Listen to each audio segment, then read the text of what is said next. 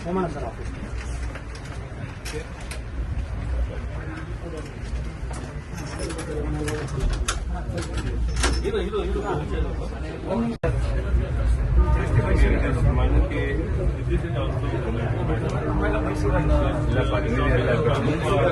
Stop ಮಾಡಕ್ಕೆ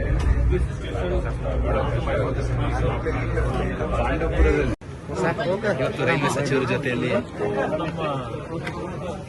ಕೇಂದ್ರದ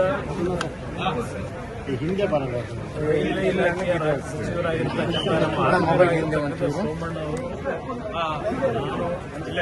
ಮತ್ತು ನಮ್ಮ ಮೈಸೂರಿನ ಲೋಕಸಭಾ ಸದಸ್ಯರು ಯದುವೀರವರು ಮತ್ತು ನಮ್ಮ ಮಾಜಿ ಶಾಸಕರು ಮತ್ತು ನಮ್ಮ ರೈಲ್ವೆ ಇಲಾಖೆ ಅಧಿಕಾರಿಗಳು ಈ ದಿನ ಬೆಂಗಳೂರು ಮತ್ತು ಮೈಸೂರಿನ ನಡುವೆ ಹಲವಾರು ರೀತಿಯ ಮನವಿಗಳನ್ನು ಆಯಾ ಭಾಗದ ಜನತೆಯನ್ನು ಕೊಟ್ಟಿದ್ದಾರೆ. ಮತ್ತೊಬ್ಬರು ಪಾಂಡವಪುರ, ಮಂಡ್ಯ ಮತ್ತು ಮೈಸೂರಿನಲ್ಲಿ ಕೆಲವು ಕಾಮಗಾರಿಗಳು ಸಣ್ಣ ಪುಟ್ಟ ಕಾಮಗಾರಿಗಳಾಗಬೇಕಾಗಿದೆ ಮತ್ತು ರೈಲ್ವೆ ನಿಲ್ದಾಣಗಳಲ್ಲಿ ರೈಲು ನಿಲ್ಲಿಸತಕ್ಕಂಥ ವಿಷಯದಲ್ಲೂ ಹಲವಾರು ರೀತಿಯ ಒತ್ತಡಗಳಿವೆ.